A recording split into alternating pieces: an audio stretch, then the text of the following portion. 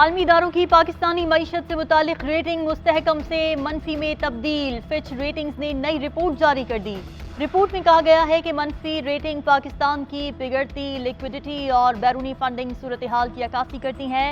IMF मुआहदे पर अमल दरामद और जून 2023 के बाद फंडिंग के हुसूल पर खदशात हैं। माली साल 2023 में करंट अकाउंट खसारा $10 अरब रहने का इम्कान है।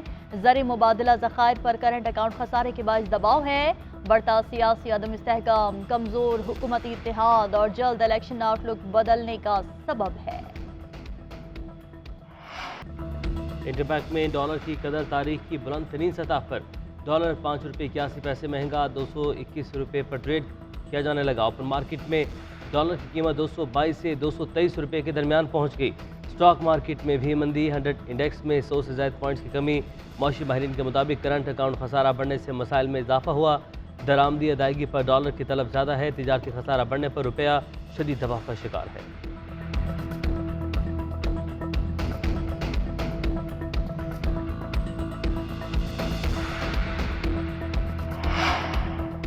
IMF के डू मोर के मुतालिबात पर अमल दरामद जारी। बिजली का बुनियादी टैरिफ 7 रुपये 91 पैसे बढ़ाने की दरख्वास्त नेपरा में दायर। वफाकी हुकूमत की दरख्वास्त पर समाअत कल होगी कि इलेक्ट्रिक के तमाम डिस्कोस के लिए बिजली के टैरिफ बढ़ाए जाने का इम्कान। बुनियादी टैरिफ में मरहलावार इजाफे का इम्कान। जुलाई से बिजली 3.5 रुपये महंगी करने की तजवीज़। अगस्त में मजीद 3.5 रुपये और अक्टूबर में 91 पैसे बढ़ाने का इम्कान।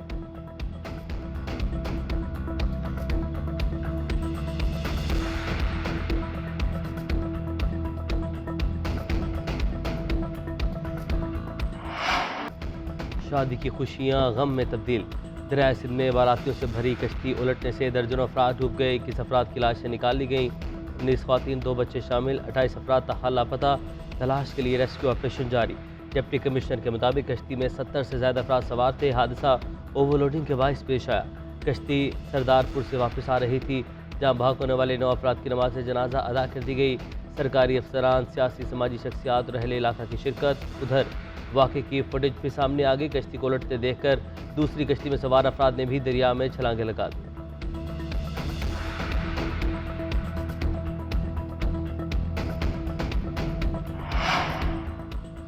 पंजाब की ज़िमनी इलेक्शन में शिकस्त। हुकूमती इत्तेहाद में शामिल जमातों के सरबराह आज सर जोड़ कर बैठेंगे। इजलास वज़ीर आज़म की रिहाइश का मॉडल टाउन लाहौर में होगा।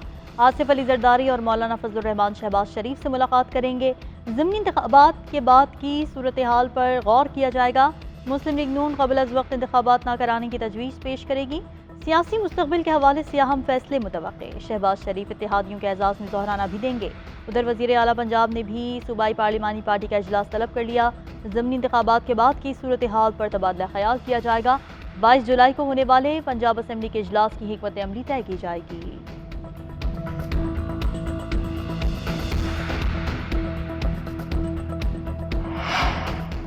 ज़िमनी इलेक्शन में हार तस्लीम करते हैं। 20 सीटें PTI की ही थीं, हमने 5 जीत ली। अवामी फैसले का एहतराम करेंगे। आम इंतखाबात में हार गए तो अपोजिशन में जाएंगे। साबिक वज़ीर आज़म शाहिद खाकान अब्बासी कहते हैं, नैब के होते कोई अफसर काम नहीं करेगा। 4 साल तक मुल्क में झूठा एहतसाब चलता रहा। साबिक चेयरमैन नैब घर चला गया। नैब का सर्कस अभी तक चल रहा है। इनकी जान छूटेगी नहीं।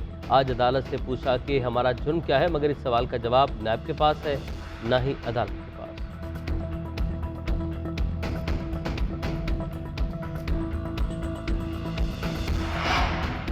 इलेक्शन वाले दिन 5 लोग इधर उधर हो गए तो परवेज़ इलाही वज़ारत आला ढूंढते रह जाएंगे। वज़ीर दाखिला राना सनाउल्लाह कहते हैं, पंजाब नवाज शरीफ का था, है और रहेगा। शेख रशीद ने राना सनाउल्लाह का बयान सियासी गुंडागर्दी करार दे दिया। कहा, अरकान असम्बली का उठाया जाना और खरीदो फरोख्त जमहूरियत के ताबूत में आखिरी कील ठोंक देगी। चौधरी परवेज़ इलाही नए वज़ीर आला पंजाब होंगे। डॉलर 218 का हो गया। तबाह हाल मईशत की किसी को फिक्र नहीं। सियासी इस्तेहकाम ना आया तो झाड़ू फिर जाएगा।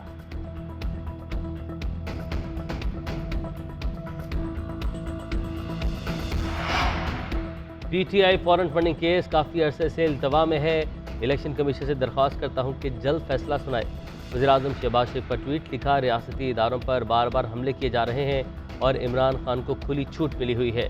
इसको दी गई रियायत ने मुल्क को बहुत नुकसान पहुँचाया है।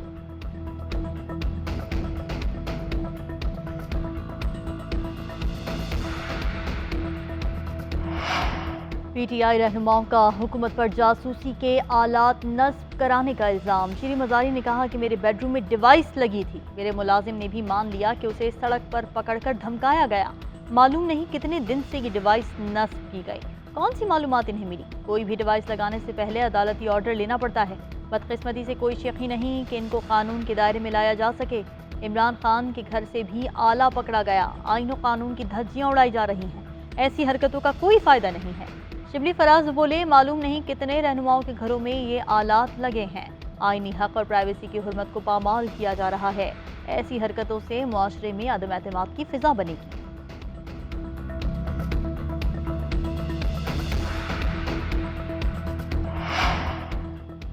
सुप्रीम कोर्ट में नैब तरमीमी बिल के खिलाफ तहरीके इंसाफ की दरख्वास्त पर समाअत। चीफ जस्टिस उमर अता बंदयाल की सरबराही में 3 रुकनी बेंच समाअत कर रहा है। जस्टिस एजाजुल हसन और जस्टिस मंसूर अली शाह भी 3 रुकनी बेंच का हिस्सा हैं। चेयरमैन पीटीआई इमरान खान का वकील ख्वाजा हारिस से राब्ता, केस से मुतल्लिक मुशावरत की। ख्वाजा हारिस पैनामा केस में नवाज शरीफ की वकालत भी कर चुके हैं।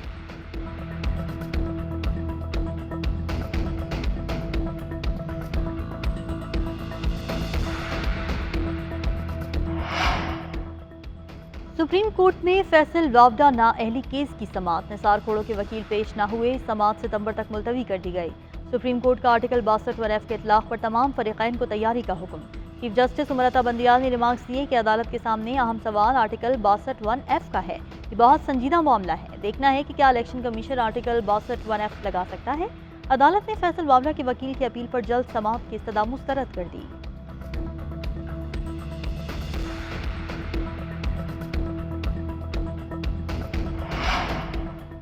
आमिर लियाकत के पोस्टमार्टम के खिलाफ दरख्वास्त पर समाअत। दानिया शाह की भी सिंध हाई कोर्ट में फरीक बनने की दरख्वास्त। वकील के जरिए पोस्टमार्टम का मुतालबा कर दिया। जस्टिस मोहम्मद इकबाल कलहोड़ा ने रिमार्क किए कि आमिर लियाकत की फैमिली पोस्टमार्टम पर क्यों इतराज़ कर रही है। ये फैमिली के जज्बात का मामला नहीं बल्कि कानूनी ज़रूरत है। कानून के मुताबिक पोस्टमार्टम ज़रूरी है। दरख्वास्त गुजार के वकील को पूरा मौका देंगे। अदालत को मुतमिन किया जाए कि पोस्टमार्टम क्यों नहीं होना चाहिए। अदालत के फ्रीकैन को तैयारी के साथ पेश होने की हिदायत। समाअत 28 जुलाई तक मुलतवी।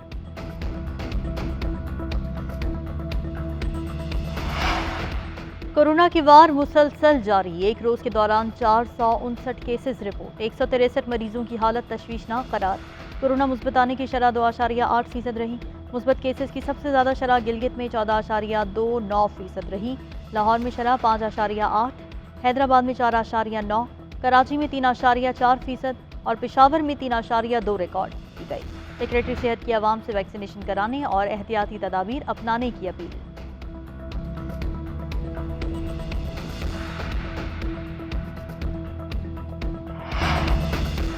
मुल्क के मुख्तलिफ इलाकों में तूफ़ानी बारिशों से तबाही। बलोचिस्तान में 82 अफराद जाम बहक। 3128 घरों को नुकसान पहुँचा। 4 शाहराहों के 550 किलोमीटर हिस्से 9 पुलों को नुकसान पहुँचा। 7 डैम्स भी सैलाब से मुतासिर। अटक में दरियाए सिंध में नहाते हुए 2 नौजवान डूब गए।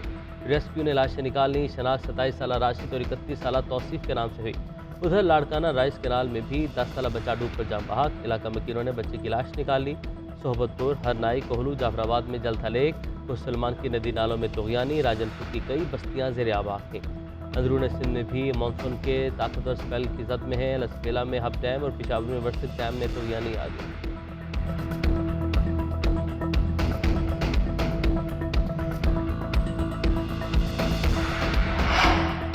शहर कायद में बादल बरस पड़े। मुख्तलिफ इलाकों में बूंदाबांदी से मौसम खुशगवार। शाम के औकात में भी हल्की बारिश का इम्कान। महकमा मौसमियात के मुताबिक मानसून का नया सिस्टम भी कराची आने को तैयार है। 24 जुलाई से शहर में दाखिल होगा। लाहौर में बादलों और सूरज के दरमियान आगमचोली जारी रहेगी। कल से बारिश से बरसाने वाला सिस्टम लाहौर में दाखिल होगा। 2 से 3 रोज तक बारिश बरसाएगा।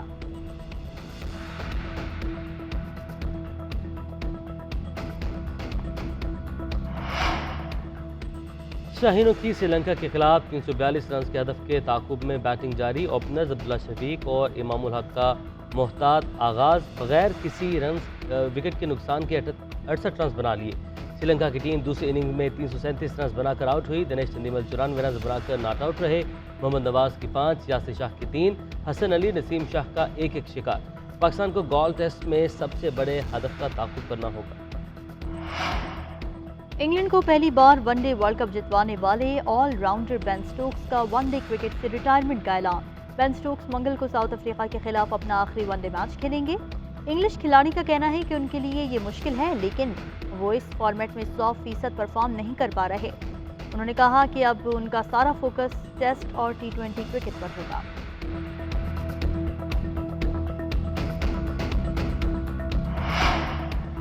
कोयटा के इलाके एयरपोर्ट रोड पर नामालूम मुल्जिमान की गाड़ियों के शोरूम पर फायरिंग, गोलियां लगने से शोरूम के शीशों और कई गाड़ियों को नुकसान पहुंचा।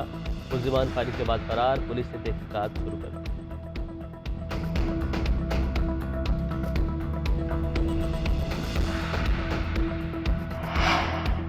कराची में जुराइम पेशा अनासिर दंदनाने लगे। नॉर्थ कराची के सेक्टर 3 में डकैती की वारदात, मुजाहिमत पर डाकू की फायरिंग से एक शख्स जख्मी।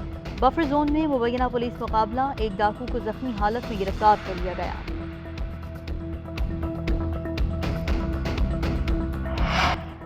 जमीन ताकतवर शमसी तूफान की जद में नासा ने अलर्ट जारी कर दिया। माहिरीन फल्कियात के मुताबिक सूरज से उठने वाला ताकतवर तूफान आज जमीन से टकरा सकता है। सूरज गैर मामूली शोले खारिज करेगा जो सैयारे के मकनातीसी मैदान से टकराएंगे। कुछ इलाकों में रेडियो और PS सिग्नल में खलल भी आ सकता है।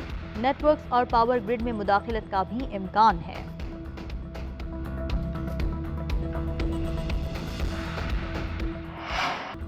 और अदाकारी जानदार, हर किरदार शानदार। पाकिस्तान फिल्म इंडस्ट्री के लेजेंड अदाकार नदीम 81 बरस के हो गए। नदीम बेग ने जितना काम किया, कमाल किया। हुकूमत ने प्राइड ऑफ परफॉर्मेंस से नवाजा, कई अवार्ड्स भी अपने नाम।